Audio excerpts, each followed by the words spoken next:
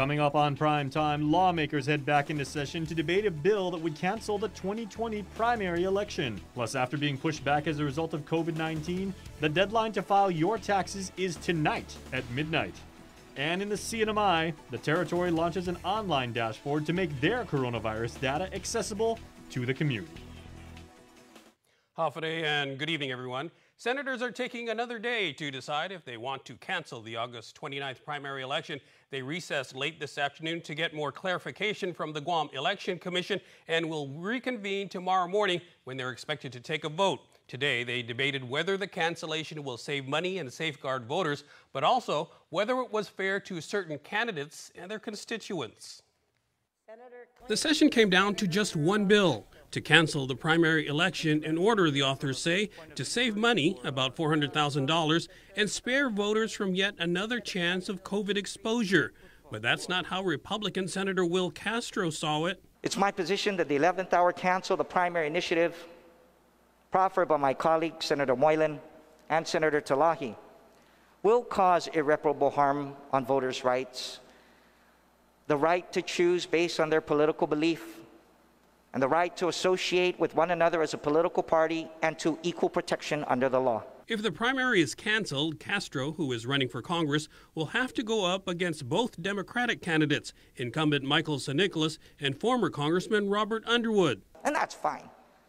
But next time, let me know what I'm walking into, because if I could choose a partner, I'd choose Eddie Bazacalvo. Let's make it a fair fight, 2-on-2. Let's just do this. But bill co-sponsor Senator Therese Terlahi says she signed on to save money and safeguard voters, but agrees there may be some political impact. To be honest with you, I tried to figure out what the effects might be in the congressional race under my own speculation, and I'm not a, I couldn't figure it out. So, maybe there are others who can figure that out better than me, but I believe those are all speculation at this point, Madam Speaker. And, but they are clearly not intended. Others also weighed in, Republican Mary Torres arguing the savings point, countered by Democrat Regine Bisco-Lee. There's no guarantees how the election will turn out, but there is one sure guarantee. If you cancel one election in the primary, if you cancel this primary race, you're going to realize savings. That's automatic. How much you realize will depend on whether you have a runoff or not. If there is a general and a subsequent runoff election, there will be no meaningful cut to government spending. If we are going to end up having two elections, because that's the reality that we have to face, one primary election and one general is far more fair to all involved than one general and one runoff. Earlier in the session, Senator Joe San Agustin withdrew his bill that would cancel the primary vote for uncontested races. Again, session is scheduled for Thursday at 10 a.m. It's 3 months later than usual, but today was tax day. It's also a good day for Gov Guam, as it's typically the biggest tax revenue day. Like so many other disruptions, the COVID-19 pandemic pushed back the tax filing deadline from April 15 to July 15. The lines at the Department of Revenue and Taxation in Barrigada were relatively short and smooth, though.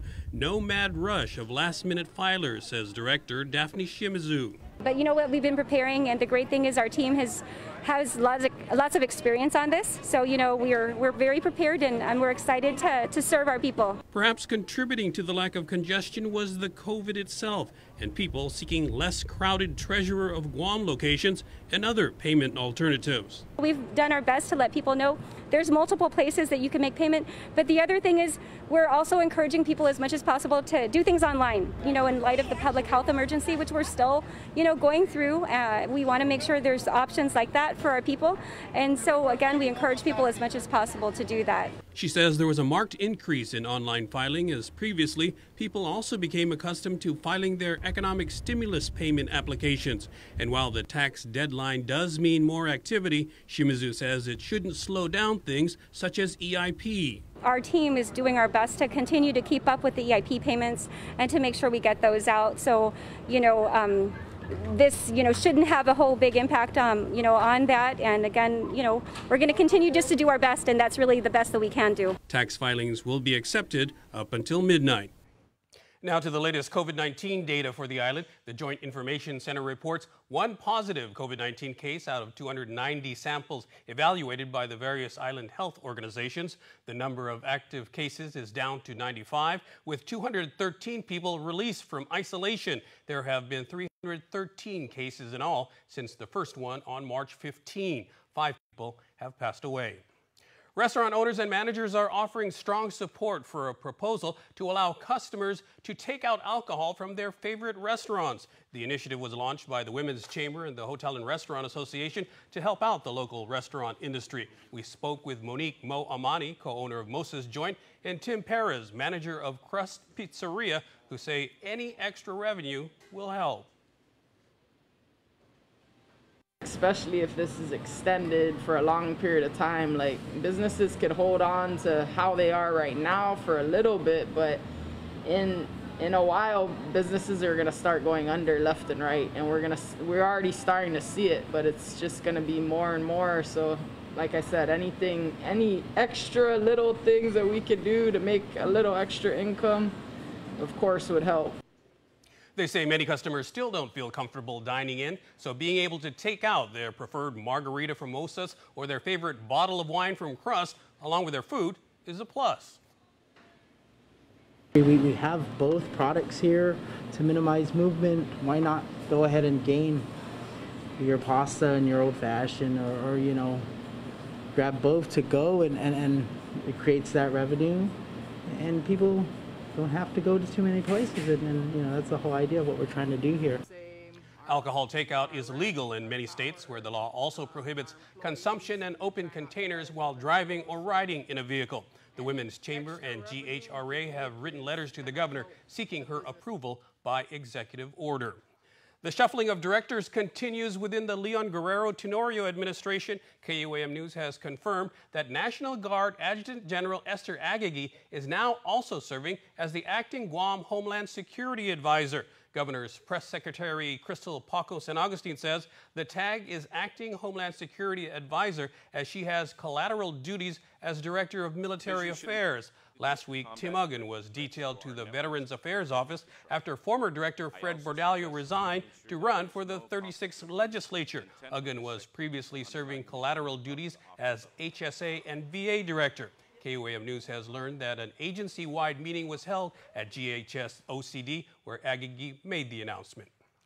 Guam has placed an indefinite hold on the reopening of tourism. Now, Hawaii has also announced a delay. The Aloha State was set to reopen on August 1st, but Governor David Ige, in a news conference in Honolulu yesterday, said he's pushing it back to September 1st. We have always said that we will make decisions based on the health and safety of our community as the highest priority. This decision came through much discussion, and we have assessed the situation that we see before us. And over the past few weeks, I've already mentioned that we've set a new record in the number of cases, 42. And just a reminder, a few days before that, we had set the previous record of 41 cases. Governor Leon Guerrero had planned to reopen our local tourism industry on July 1st, but a sudden uptick in local COVID cases shortly before that start date prompted her to delay it indefinitely. The Attorney General has responded to public comments from Attorney Tom Fisher saying, quote, it misleadingly characterized a court order yesterday commanding AG Levin Camacho to hand over records and documents sought by Fisher through a FOIA request. Judge Elise Iriarte further ordered the AG to show cause why the documents were not provided. Camacho says that's a standard response for the court and not a final demand. Fisher, who represents a GovGuam employee seeking double pay for work during the COVID crisis, wants documents that may contain conversations between ADLIP and the OAG on the issue. Camacho contends that Fisher tried to use FOIA as a backdoor to obtain information outside of the rules of discovery in court proceedings. The court ordered a written response from the AG by July 20th. A court hearing is set for July 23rd. Plans are underway at the Department of Corrections to test all inmates, detainees, and employees. This comes in response to Federal Public Defender John Gorman's letter to Chief Judge Francis Tidinco Gatewood on concerns with DOC's pandemic procedures. In a release, Major Anton Uggett informs that DPHSS and U.S. CDC representatives have inspected the units and approved the prevention measures within. As we reported, Gorman's letter highlighted issues after 2 DOC employees tested positive on separate occasions. Uggett assures that during those occurrences, DPHSS was contacted immediately and contact tracing investigations were conducted. The Office of Federal Public Defender says they are pleased that DOC is now pledging to upgrade their procedures. Gorman stating, quote, DOC is part of our island community. The DOC boundaries are porous. Inmates come in and out, as do correctional officers, medical staff, vendors, lawyers, and relatives. He goes on to state, we look forward to working with the administration to ensure our community's safety. An Office of Public Accountability audit report on unclassified employee pay raises and bonuses determined that the PAG Board of Directors generally complied with the open government law relative to personnel matters between fiscal years 2012 through 2019. However, the audit found one instance where the discussion and hiring of the former general manager was in executive session. It also found the board did not consistently ratify the former GM and former deputy GM's pay adjustments as a result of formal performance evaluations. Despite receiving a pay adjustment in 2018, the board did not conduct a formal evaluation of former GM Joanne Brown for the period from December 2017 through December 2018. As a result, the OPA questioned the basis for an increase for that period. Guam, the audit states that in September 2018, the board approved structural pay adjustments in compliance with the open government law. However, it violated the spirit of the law when discussions took place during working sessions not open to the public. Late this afternoon, Port General Manager Rory Respicio issued a statement saying, quote, it would appear that Joanne Brown will have to pay back all of the money she received illegally. You can read the full statement on KUAM.com. More news right after this. Get up-to-the-minute news, plus access to alerts, streaming radio, promotions, and more on your mobile device by downloading the KUAM News mobile app, available at the App Store now.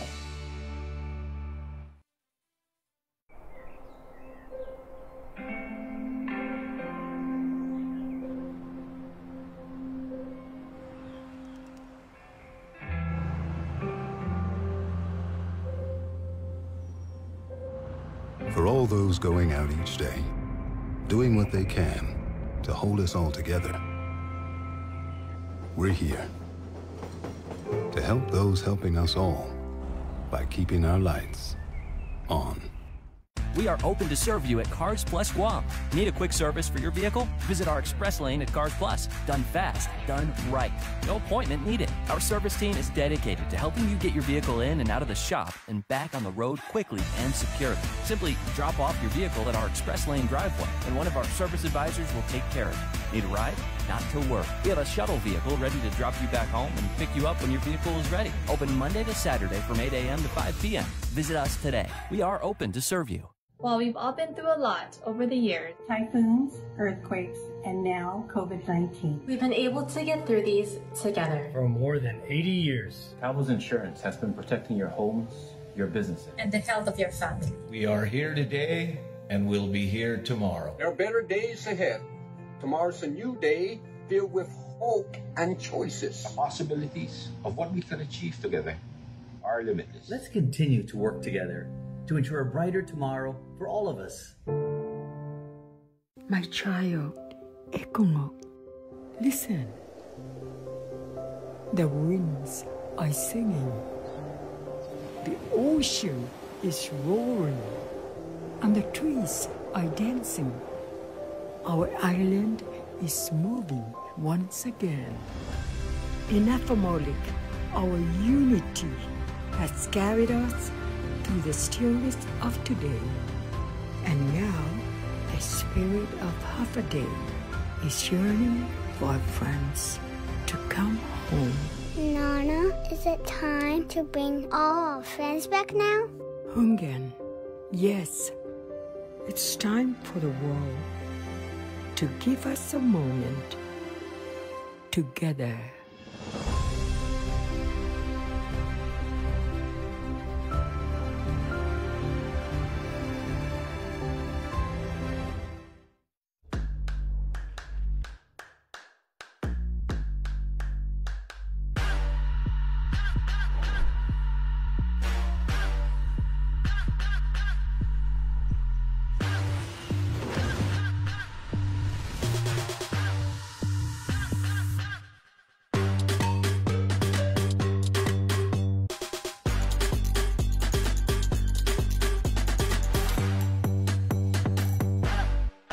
I am a senior citizen. I get to stand in line ahead most of you in government offices, and I get cheaper coffee. I served 10 years in Congress in the last century, and I served 10 years as president of the university in this century. I can tell you about handing out 7,000 diplomas at the university, returning almost $2 billion worth of land from the federal government, or starting the National Guard Readiness Center at Barragata. But that experience doesn't make me qualified to be your congressman today. Age and experience are valuable, but understanding ordinary lives, commitment to social progress, and integrity are still the major qualifications for Congress. Youth and vigor in the wrong direction is a greater danger than age and experience, especially in these times. I'm Robert Underwood. I may be ahead of you in line, but I'm behind you all the way. I'm Robert Underwood, and I approve this message. KUAM News, winner of the 2020 Regional Edward R. Murrow Award for Excellence in Social Media. Welcome back. The preliminary results from the parent surveys on the curriculum models being offered by the Guam Department of Education are in. According to Superintendent John Fernandez, the majority preference is at-home distance learning. KUAM's Adriana Cotero reports.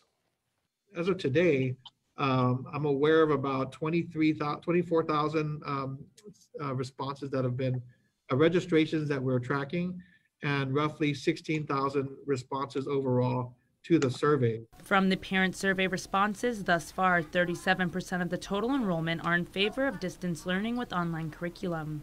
An additional 28% are opting for the hard copy curriculum at home model, this equating to about 65% learning to be done out of the classroom this school year, and the remaining 35% returning into the classroom on an alternating schedule. GDOE Superintendent John Fernandez. If you break that down by elementary, middle, and high, it looks like at the elementary level, the population that would opt to stay home is about 60%, and it's pretty much evenly split between online and hard copy, and then the other 40% coming to school. So it's kind of an interesting information that at the lower levels with the younger kids, we're getting more students who would be willing to return, versus the 35% for overall. As for middle and high schools, the numbers are consistent with about 70% doing distance learning from home.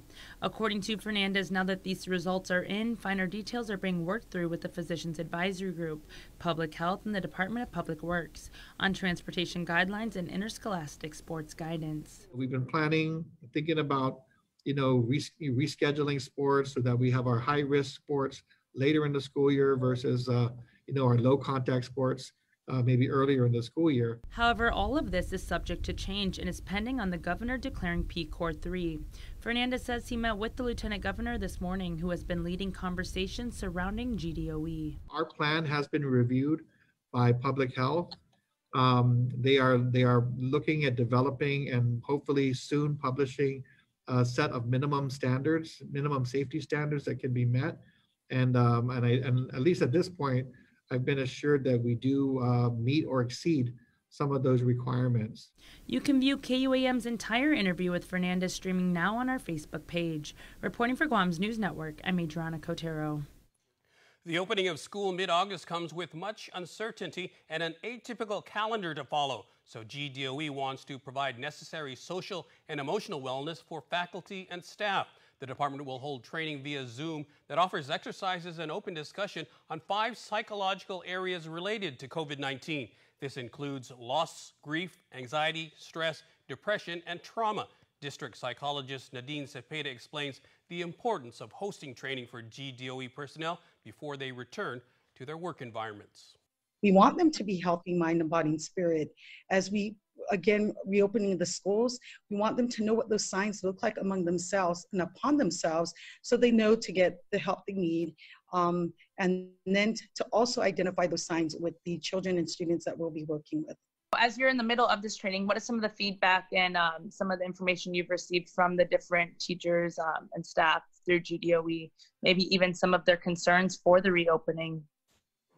In fact, it's actually quite interesting. It's triggering some of their own emotions and their worries and anxieties about this uncertainty and what the COVID has brought to life, about some of the loss in their own personal life. And so people have actually privately messaged us to see how they can seek some help. The 5-hour training sessions conclude Thursday. For more tips from Cepeda on dealing with emotional, social, and mental health while coping with the pandemic, watch the full interview on KUAM's YouTube page.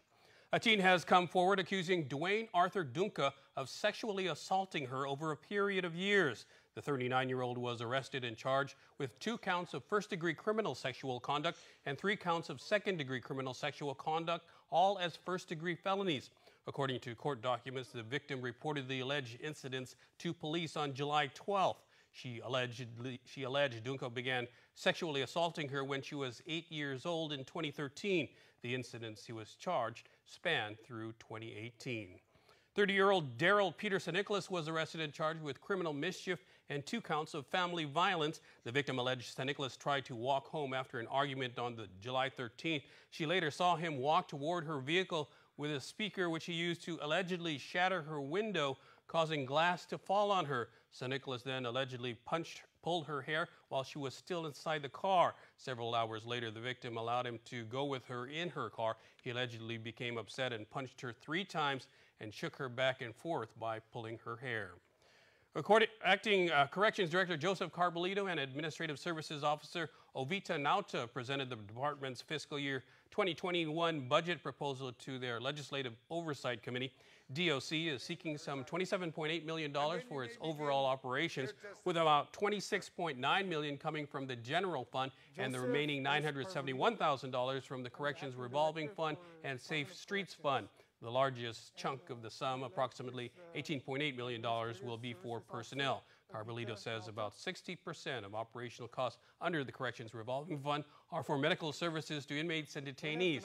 The remainder is for construction services. The department's mission is the prevention of escape, to maintain order and ensure a safe and humane environment for those who are required to keep in custody, to protect the public from their destructive actions as law offenders. Maintaining a safe and orderly institution is only possible through the compliance of rules and regulations and sufficient funding to sustain operations and improve existing resources such as a strong workforce, sufficient equipment, and adequate facilities. Currently, there are 202 uniformed officers and a command staff of 6. Carbolito says a portion of the FY 2021 budget will go toward hiring new staff. In regional news, the Commonwealth Healthcare Corporation now making COVID-19 data widely accessible to the public in an effort for more transparency. Tomas Manglonia reports from Saipan. Ultimately, the purpose of the dashboard was to increase data transparency. We wanted to make it so that community members could see all the information that we had on COVID right there in one place rather than searching for fragmented pieces. Precinct-specific information on the CNMI's COVID-19 cases is now public on the hospital's dashboard. GIS analyst Victoria Sheriff with the hospital's task force explains how cases are mapped. They are not really clusters, but they are where that person was staying within the past 14 days when they were diagnosed. This kind of helps community members gauge their risk, because this is where that individual might have been going out more into that part of the community. According to their data, of the CNMI's 36 cases, 21 are male and 15 are female. Over 10,000 residents, or about 21% of the population, has been tested. The data, she says, comes with responsibility. It's not like a free pass if your precinct has no cases, because we are still a small island and COVID doesn't discriminate based off of where someone lives. So that's still important to keep in mind. The hospital's Chief Operations Officer, Shubroto Banerjee, says maintaining privacy is vital. The denominator allows for much better visualization of those data. So it's sort of a double-edged sword. We wish we didn't have that many cases, but now that we do, we are able to use these tools much more effectively. He adds that the team has learned a lot with their limited capacity. And the map is just, I think, a beginning, tip of the spear, if you will, on opportunities for us at CHCC to give these data to the people who benefit the most from them. Tomas Manglonia for KUAM News on Saipan. Because of the coronavirus pandemic, Guamanians worldwide won't be able to participate in one of our most cherished annual events, the Liberation Day Parade. So while the barbecues, food, fun, family, and fiestas along Marine Corps Drive in Hagåtña have to be set aside this year to keep our community safe, KUAM is giving our global audience an opportunity to interact with Guam's first ever virtual Liberation Parade. Stay tuned to that for more details. Coming up, we continue to celebrate the graduates of 2020. This is KUAM.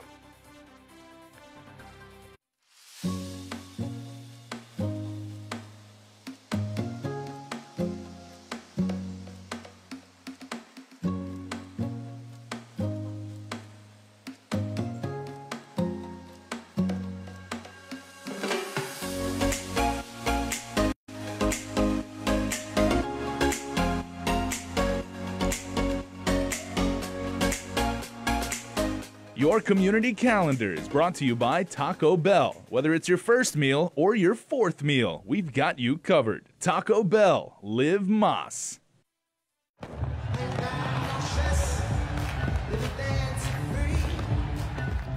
We didn't set out to make a hit. Baby's been good to me, baby's been good to me. So many let me on my feet, so push let me on my feet.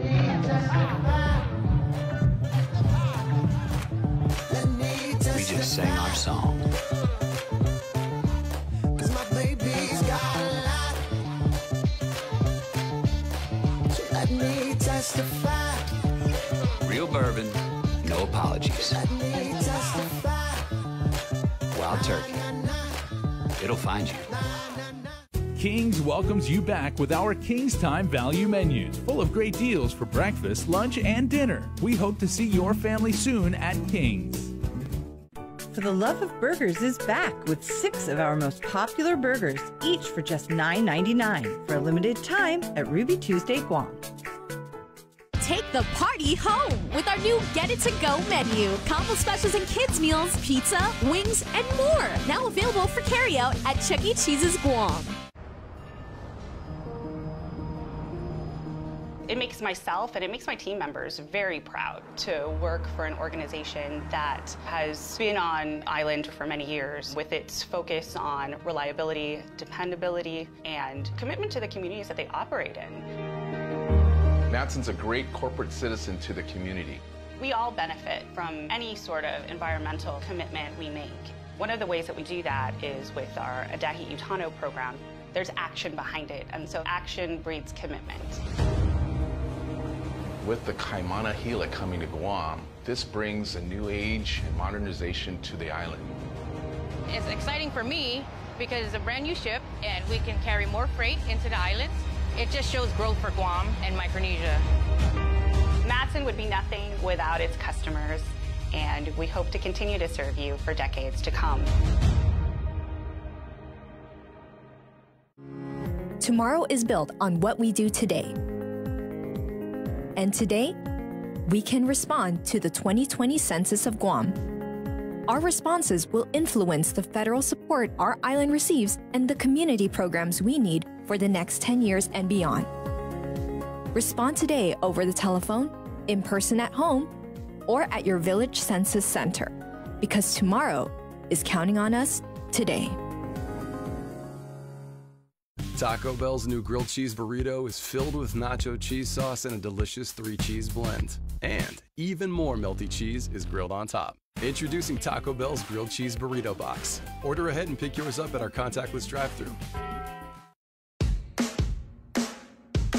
That's when Lil' Mama came through stealing looks. Whoa, she off the Richter scale, she had me shook. Yeah, but if you single tonight and can't find your friends, then I hope you don't mind me asking. Do you wanna dance to the music? Do you wanna rock to the beat of the drum? And we could cut it up, cut it up, cut it up, cut it up.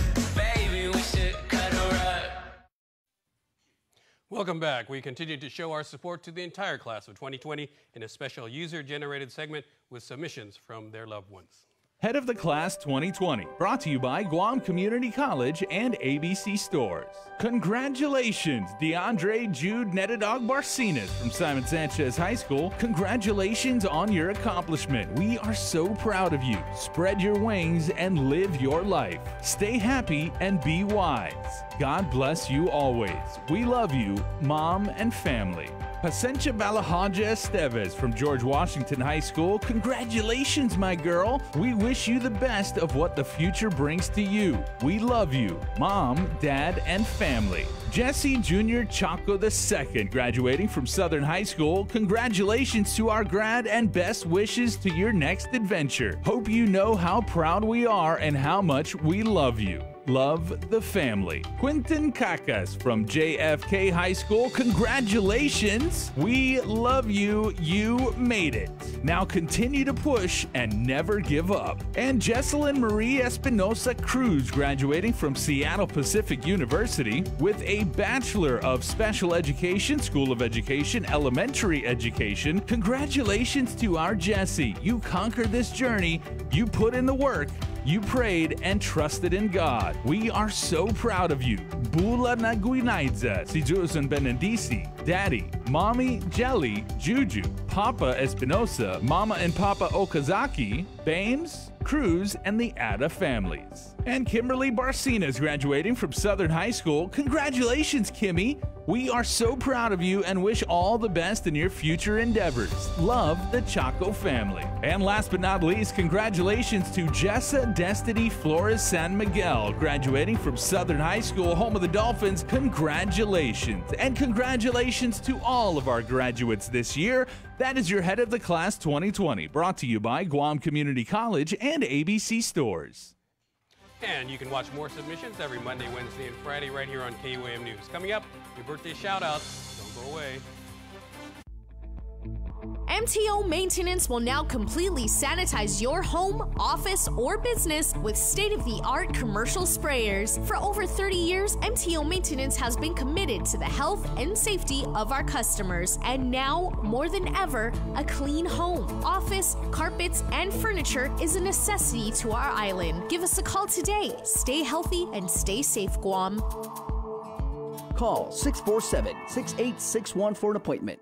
Guam's auto appearance specialist, Elegant Reflections, has been providing the automotive industry with professional detailing and car care products at its highest quality, from complete detailing, full interior detailing, exterior detailing, headlamp restoration, hand washing, seat and carpet shampoo, engine degreasing, undercarriage cleaning, paint sealant, fabric protection, paint oxidation removal, and so much more. Visit us at our new location. Call 646-5555 for an appointment. Elegant Reflections, Guam's auto appearance specialist, over 20 years of experience. As a kid, your dad always taught you new things. As an adult, he probably still does. Pedro just got his very first paycheck from his very first job. The only trouble is, he's not sure exactly how to deposit his check into his account. But Dad, as usual, knows exactly what to do. Using a Bank of Guam tutorial, Dad teaches Pedro how to access his money without ever stepping foot in the bank. There are many ways we can show our love, and teaching is one. Find easy-to-use online banking tutorials at bankofguam.com or on our Instagram and Facebook pages. Bank of Guam, member FDIC.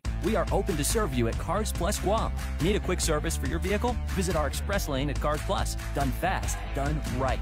No appointment needed. Our service team is dedicated to helping you get your vehicle in and out of the shop and back on the road quickly and securely. Simply drop off your vehicle at our express lane driveway, and one of our service advisors will take care of it. Need a ride? Not to worry. We have a shuttle vehicle ready to drop you back home and pick you up when your vehicle is ready. Open Monday to Saturday from 8 a.m. to 5 p.m. Visit us today. We are open to serve you. Taco Bell's new grilled cheese burrito is filled with nacho cheese sauce and a delicious 3-cheese blend. And even more melty cheese is grilled on top. Introducing Taco Bell's grilled cheese burrito box. Order ahead and pick yours up at our contactless drive-thru. And before we close out the news tonight, our latest round of birthday shout-outs from the Cold Stone Creamery Birthday Club. Okay, your midweek birthday shout-outs go like this. Get ready. Happy birthday to Leilani Pareto, who got not one, but 2 birthday greetings. Number 1 says, happy birthday to our Queen, Lonnie. We hope you enjoy your special day, Mom. Love, Kalani and Caitlin. And shout-out number 2 says, happy fabulous birthday going out to Leilani. Love, Joseph, your kids, and your Pareto family in Jotnya. Jotnya! is all in uppercase because we all know the rule. Very, very nice, Junior. Good job. And also Dr. Larry Lazama, a good friend of ours here on the program. Happy birthday, Doc. Love your family and a very appreciative island. Hope Leilani and Dr. Larry have fantastic birthdays and have a great week. Hey, happy birthday, Dr. Lazama. And remember, you can be part of the Cold Stone Creamery Birthday Club by registering online on KUAM.com. Don't forget to send us your name, your photo, and your birthday. That's our report for tonight. Thanks for watching, everyone. Stay safe out there.